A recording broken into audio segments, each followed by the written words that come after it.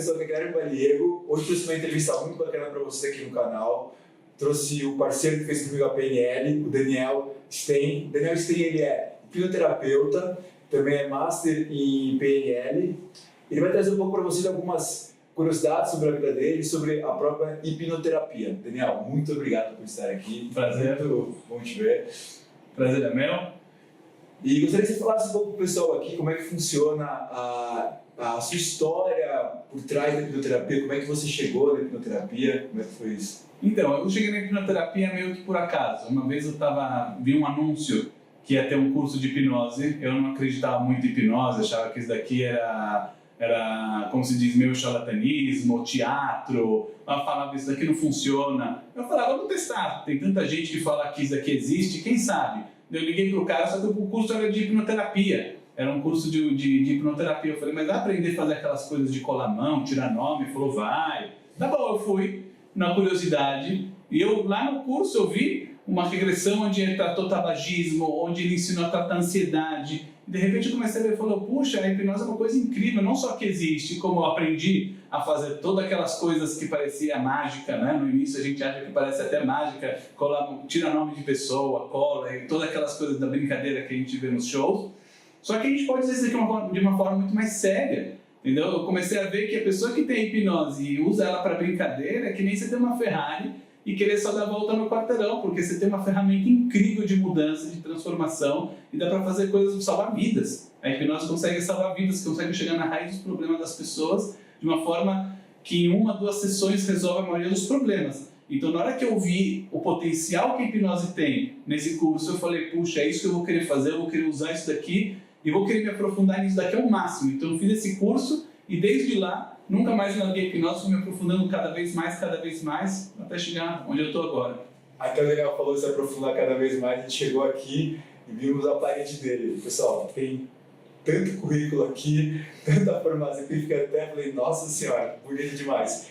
Daniel, o pessoal tem alguma dúvida se existe alguma diferença entre falar hipnose ou hipnoterapia? Existe uma diferença entre esses dois termos? Sim, hipnoterapia é a utilização da hipnose em um processo de mudança. É muito importante lembrar que a hipnose em si ela não faz mudança na pessoa. Não é colocar uma pessoa em transe que vai resolver uma ansiedade, uma depressão. A hipnose é uma ferramenta que vai permitir a gente conseguir chegar na origem dos problemas e facilitar e potencializar a mudança. Então, vamos dizer, hipnose é uma ferramenta e hipnoterapia é a utilização dessa ferramenta num processo de mudança. Se fosse colocar uma definição, tá, para o pessoal entender assim mais básica, o que é hipnose? Hipnose, na verdade, é toda vez que eu gosto de usar essa definição, é toda vez que a gente vai para aquele mundo da imaginação. As pessoas acham que hipnose é perder consciência, é apagar, é ficar sob o controle de uma pessoa. Isso é um dos grandes problemas que a hipnose de palco tem. Porque, por um lado, a hipnose de palco ela é boa porque ela divulga a hipnose, mostra o potencial da hipnose, mas, por outro, um lado muito ruim dessa hipnose de palco, porque quem vê parece que as pessoas estão sendo dominadas, elas estão sem consciência nenhuma, quando parece desmaiada, e não é isso. O que acontece na hipnose? No processo de hipnose, a pessoa ela acaba indo para aquele mundo da imaginação, ela acaba relaxando um pouco mais, e é um estado natural do ser humano. Por exemplo, quando você vai ver um filme, você conscientemente sabe que o filme não é de verdade. Você sabe que são atores, que tem um roteiro, que tem uma câmera filmando. Qualquer ser humano sabe conscientemente que aquilo é de mentira.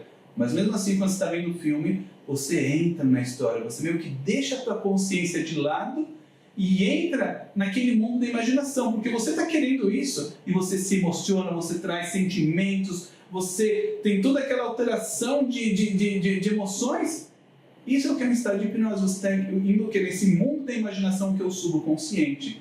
Então não precisa, como se diz, estar num estado alterado para a gente considerar isso daqui hipnose. Só ir nesse mundo da imaginação, como se diz, deixar a consciência de lado, a gente já consegue ver que a gente acessa o subconsciente. O que a hipnose vai fazer? O que? Vai usar ferramentas e técnicas para a pessoa conseguir de uma forma mais fácil acessar esse lado imaginativo dela, esse lado mais profundo da mente humana, que está muito além da consciência e da análise, e consegue chegar ao quê? Como se diz na nossa programação, mas em nenhum momento se perde consciência. Tanto é que as pessoas têm medo, vou ficar inconsciente, eu vou dormir. Não, você continua normal. Na hipnose você continua acordado, normal. Se quiser abrir o olho, pode abrir o olho. Certo? A hipnose pode ser feita até com o olho aberto, não tem nenhum problema. Por quê? É toda vez que a pessoa está imaginando, indo para o mundo da imaginação, deixando a consciência um pouquinho de lado. E como se diz, eu até gosto de falar, entra na brincadeira, deixa acontecer, imagina, é só imaginar. E deixa a imaginação ir levando. Fui. Isso, até daí as pessoas às vezes têm expectativa de ver alguma coisa. Eu não estou vendo, não estou vendo. Não é tô ver, sentindo. é imaginar. A pessoa realmente vê às vezes sensações e tudo, mas eu quero imaginar. Só que na hora que a gente está nesse processo mais lúdico do subconsciente, é quando as coisas acontecem. A pessoa às vezes imagina uma mão, como se diz, presa na mesa, de tanto que a gente vai trabalhando a imaginação dela, a mão pode ficar presa na mesa, porque o subconsciente capta aquela sugestão para acontecer. Eu gosto de falar sobre o consciente, sobre o subconsciente. Acho que é legal deixar claro para as pessoas o que é esse tal subconsciente que a hipnose tanto trabalha. O que é essa tal mente subconsciente? Tudo bem, então a gente, na verdade, isso aqui é um modelo de mente, certo? Um modelo de mente que a gente usa para explicar e deixar mais didático como o cérebro funciona. A gente tem a nossa parte consciente, que a parte consciente é aquela que é responsável pelo raciocínio, pela análise. Então, se eu vou falar isso daqui é certo ou errado, é bom ou não é, faço ou não faço, a gente está falando da parte consciente. Análise, raciocínio é consciência, só que ela só é 5% do ser humano.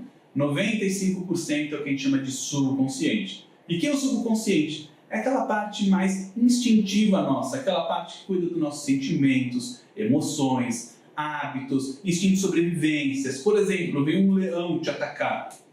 O leão vem te atacar. Você não vai agora raciocinar, puxa, o leão está vindo me atacar, eu devo agora fugir de uma velocidade tal, virar à direita, porque essa é a forma de eu salvar a minha vida. Talvez eu acelere o coração e jogue um pouco de adrenalina para poder ficar mais desperto para poder fugir. Não. Automaticamente tem um monte de mudança, teu cérebro automaticamente já começa a remodular toda a estrutura fisiológica do corpo, já acelera o batimento cardíaco, já joga adrenalina, já acelera a respiração, já traz aquelas emoções e sensações para você estar acelerado, ou seja, acontece automático. O que é isso? O subconsciente. O subconsciente ele cuida de todo esse automático, de tudo que acontece na parte, como se diz, além da consciência, que está mais profundo. E o que acontece? O subconsciente, que é o que controla toda a nossa vida, vamos dizer, você quando vai coçar a cabeça, você não raciocinou, foi sozinho, subconsciente. Se você fosse raciocinar tudo, a gente enlouquecia. Então, de propósito, o nosso cérebro é estruturado, onde tem a parte consciente que cuida do que a gente realmente tem que se focar, e a parte subconsciente, que é o geralzão, para a gente poder deixar essa parte automatizada. Só que o grande problema é o que? Quando o subconsciente tem padrões errados. Porque o subconsciente ele aprende as coisas o quê? Não é por lógica. Subconsciente, agora eu quero que você se torne o melhor aluno da escola. Não adianta. Ele aprende as coisas por experiência. E o que acontece? Um dia você tocou na tomada, levou um choque, o subconsciente sentiu que aquilo machuca, na próxima vez ele vai te dar o quê? Medo. Por quê? Ele quer te proteger daquilo lá. Só que o que acontece? O padrão ele pode ser um padrão negativo. Então pode ser que a criança estava na escola com 4 anos, fez um trabalho ruim e a professora falou: você é burro? É assim que você fez? Eu falei que não era para fazer desse jeito. Vem aquele sentimento ruim, puxa, eu não sou capaz, eu sou burro. Com 8 anos, vem a mãe, depois de uma nota ruim, e fala: você é burro, menino, você nunca vai entrar na faculdade desse jeito. Puxa, minha mãe falou que eu sou burro. E aquele sentimento cresce. Vai trazendo. E o que acontece? Na parte cerebral, o que acontece? No hipocampo, que é uma parte do cérebro, começa o quê? Começa os neurônios se conectarem, se juntarem em redes neurais com substâncias, como se diz sempre, coisas ruins.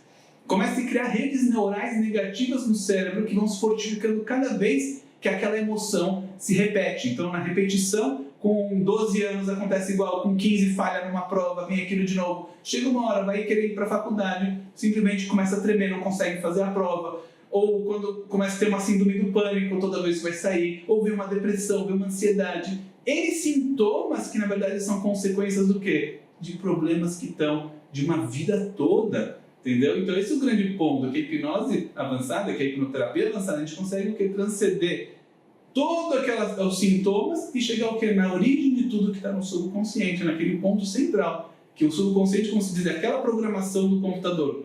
Imagina o programa do computador, a gente vai chegar na configuração, no programa, que é o que gera todo o resto. Então, essa análise, essa correlação entre mente consciente e subconsciente é realmente a hipnose trazer uma forma de você aprender a reprogramar a sua mente para mudar algumas coisas. Isso, mas é importante falar, as pessoas têm ideia que eu tenho que reprogramar minha mente porque parece que tem uma programação ruim, parece que eu tenho um negócio ruim dentro de mim, né? Parece que tem um software, auto-sabotagem, as pessoas gostam de falar sabotagem, tem algo me sabotando.